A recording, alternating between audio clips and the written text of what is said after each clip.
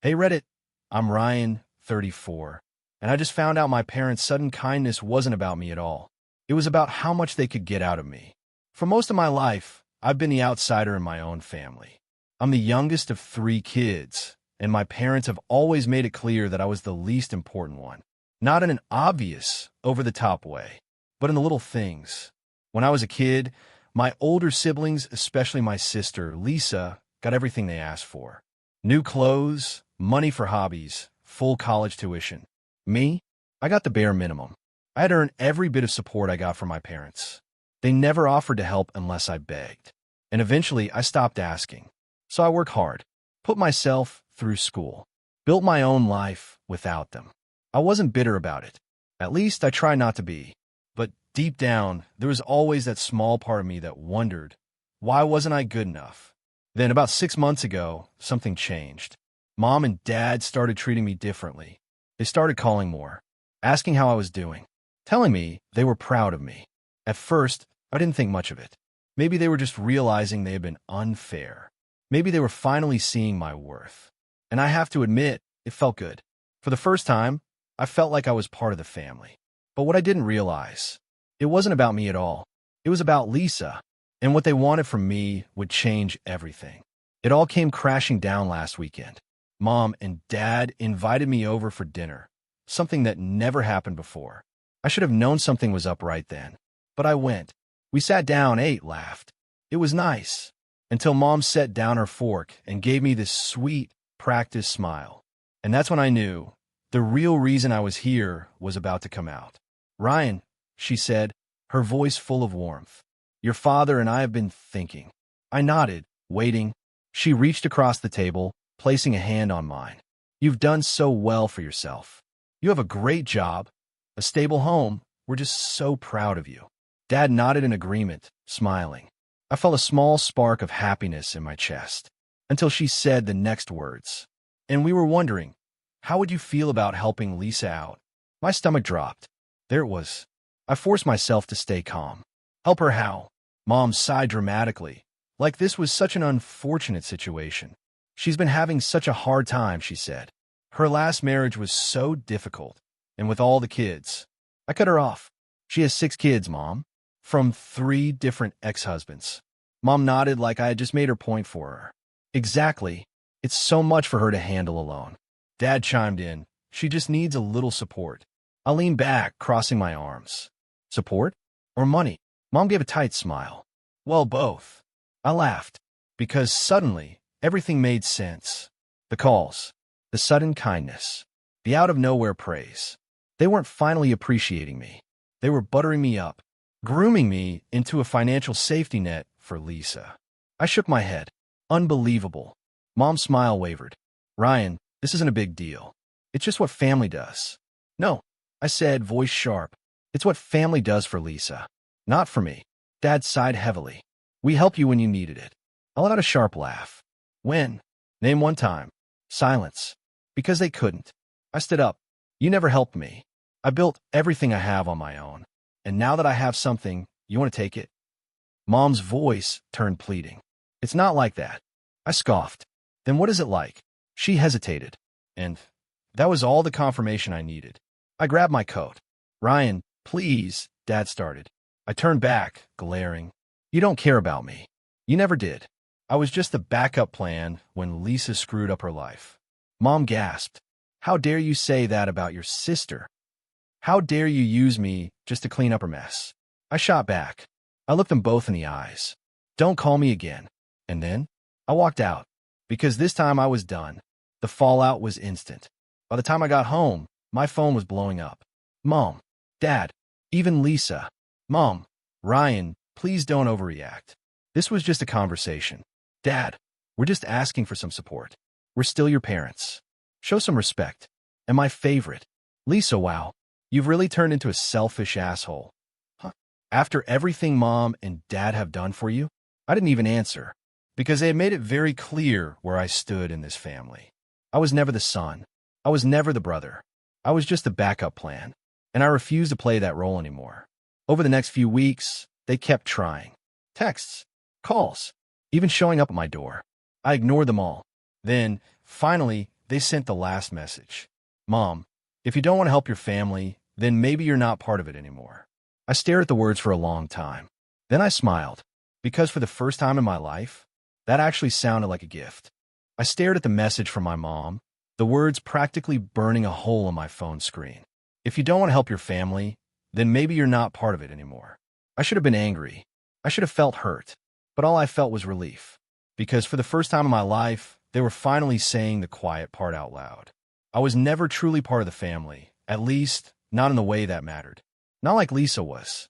I had always been the afterthought, the insurance policy, the backup plan. And now that I had finally said no, I was disposable. Good. Let them cut me off. I was already done. Over the next few weeks, the messages slowed down. At first, it was angry text from Lisa. Lisa, you really think you're better than us just because you have money? Lisa, Mom and Dad are so disappointed in you. Lisa, don't come crawling back when you realize how much you need us. I didn't reply. Then the messages switched to guilt-tripping from my parents. Mom, Ryan, I just don't understand how you can turn your back on your family like this. Dad, we raised you better than this. Family takes care of each other. I ignored those two, because the truth was they didn't want family unity. They wanted me to be Lisa's personal ATM, and I wasn't signing up for that. Then, about a month after I cut contact, Matt called.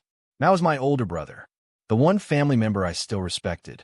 He had always been more neutral, never Lisa's favorite, never the disappointment like me. He had kept his distance from the drama, but I knew he saw it all. So when I saw his name pop up on my phone, I actually picked up. Hey, I said. Hey, man. He let out a breath. So, you really went through with it, huh? I leaned back on my couch.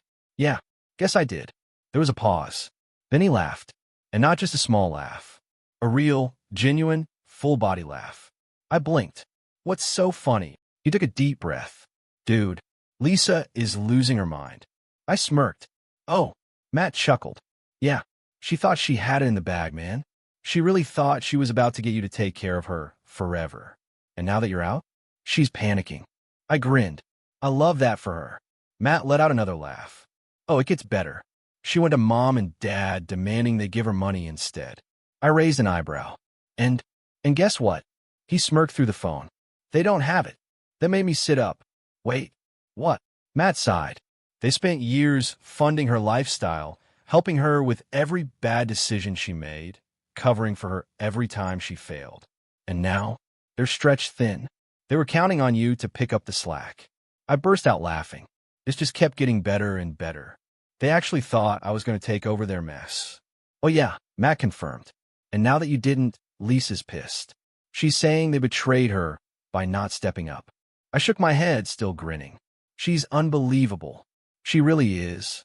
We sat in comfortable silence for a moment. Then Matt sighed. Look, man, I know Mom and Dad are awful, and Lisa's a nightmare. But are you sure you're okay with all this? I exhaled. Yeah, Matt, I really am.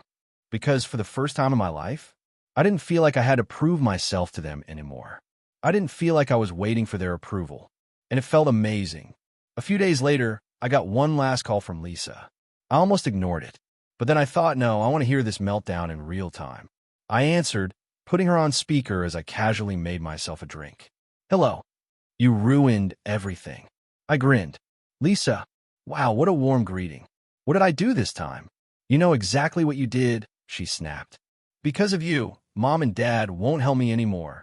I took a sip of my drink. Sounds like a you problem. She screamed in frustration. You're such an asshole. You think you're so much better than us, don't you? I smirked. I think I work hard and don't expect handouts.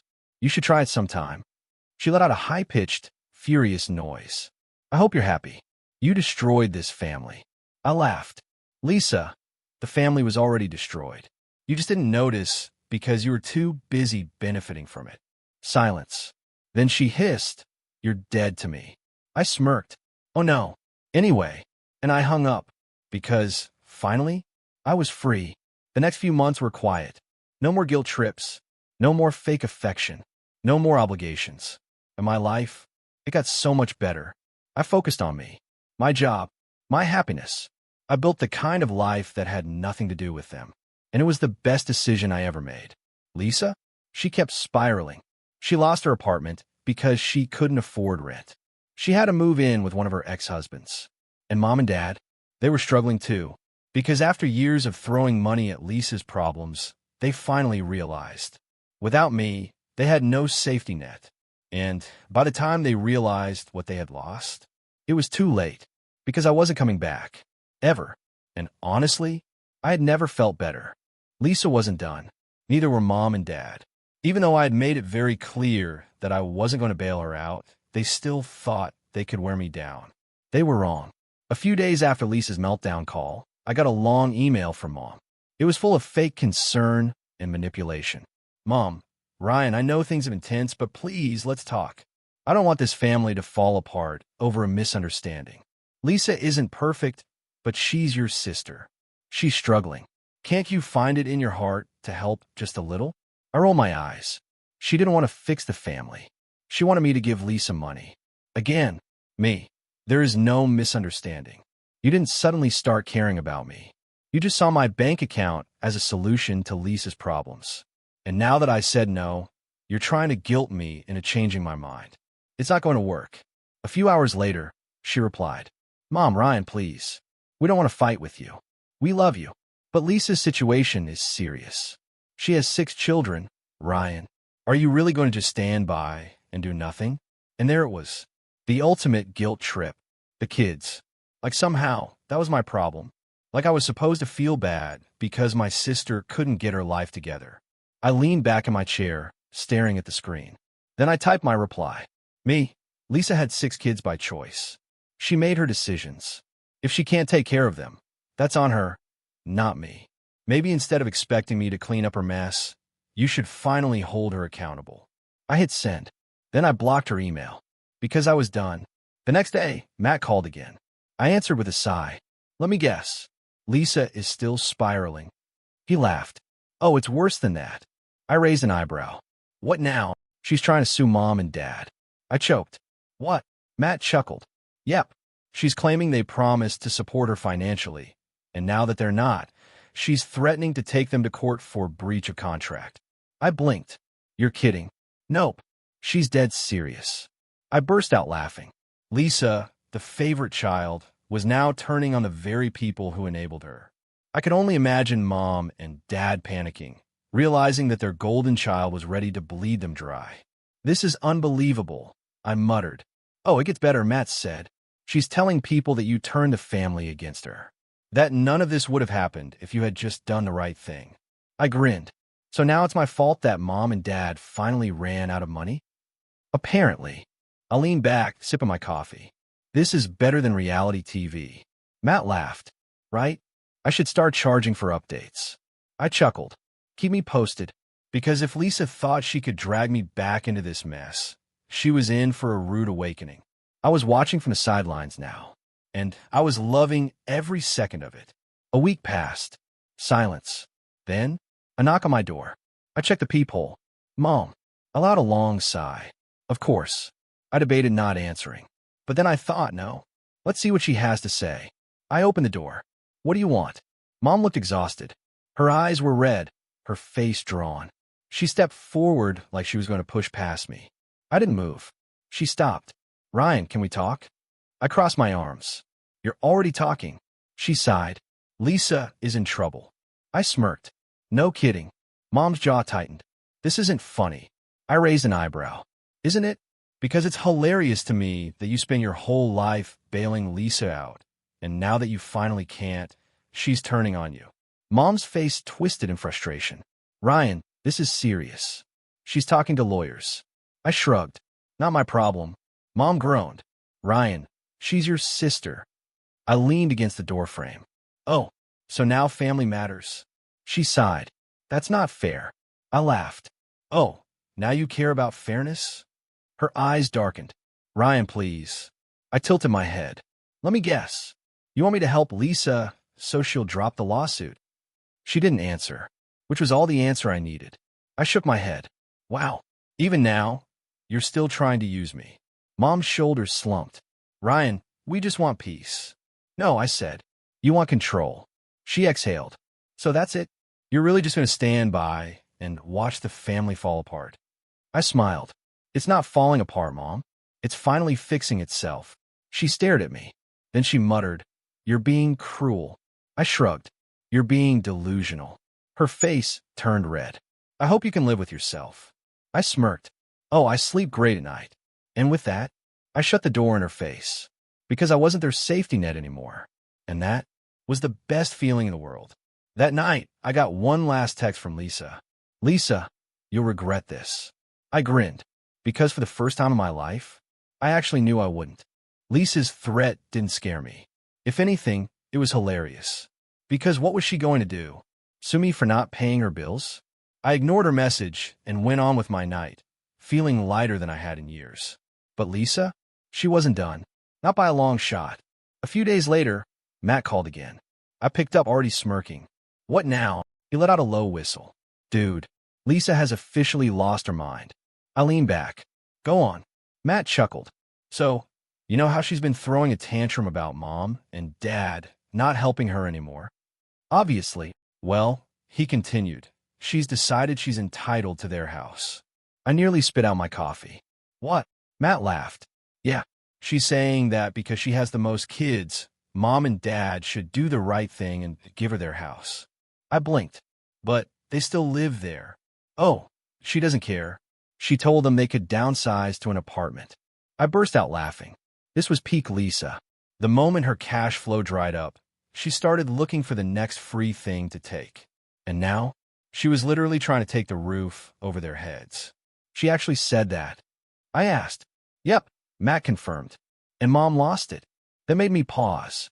"Wait, Mom actually got mad at Lisa." "Dude," Matt said, grinning through the phone. "She screamed at her." I've never seen Mom yell at Lisa before. Now, this was interesting.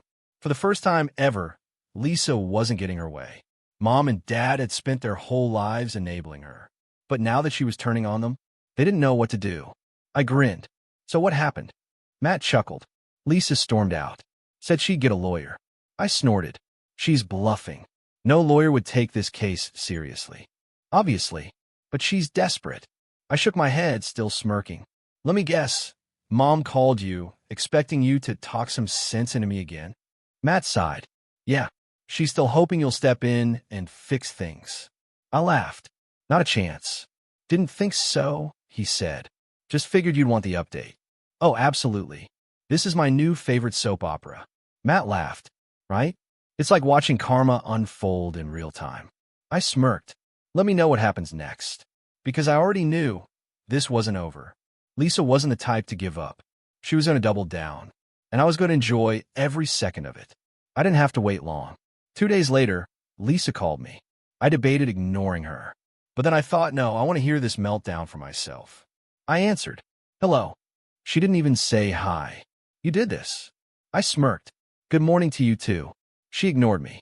"Mom and Dad won't help me anymore because of you." I rolled my eyes. "No, Lisa, they won't help you anymore because they finally ran out of money." She huffed. "You know they were supposed to leave me the house." I laughed. "Oh, were they?" "Funny, because I don't remember seeing your name on the deed." "You're such an asshole," she snapped. "Yeah? And you're a grown woman with 6 kids who still expects Mommy and Daddy to pay her rent." Silence. Then she screamed. A full-on, unhinged scream. "You have no idea how hard my life is," she shrieked. I smirked.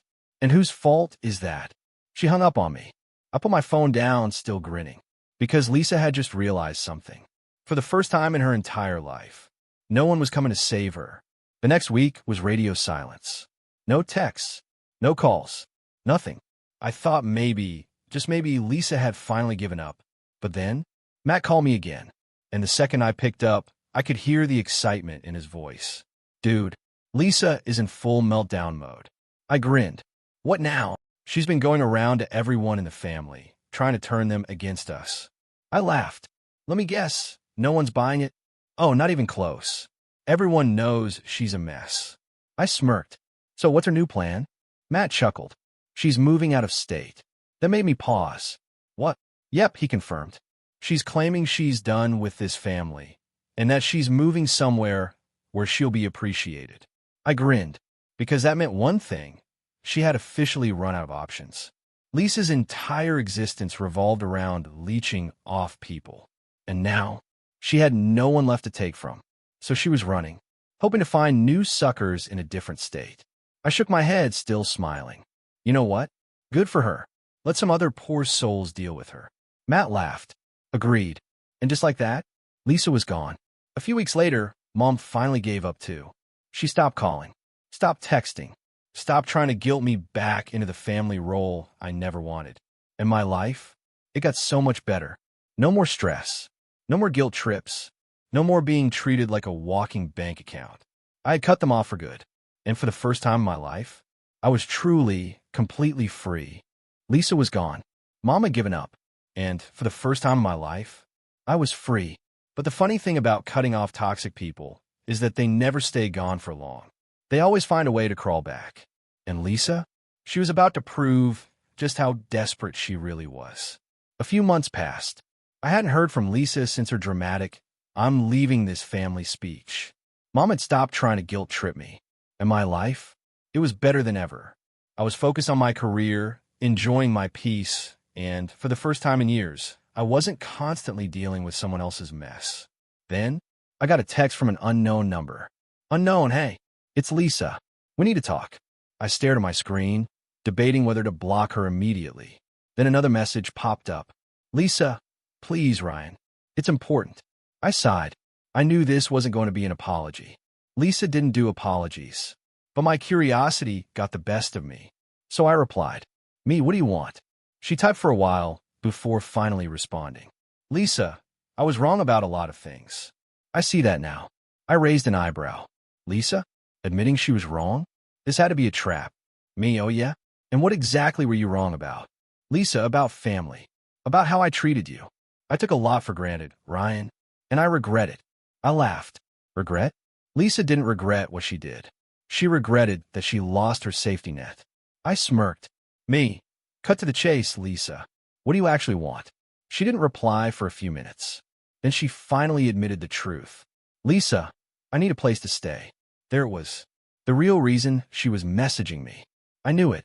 She had burned every bridge, ran out of options, and now she was crawling back to the only person who had ever truly cut her off. I leaned back, shaking my head. Lisa had spent her entire life expecting people to clean up her messes. But this time, I wasn't playing along. Me, no.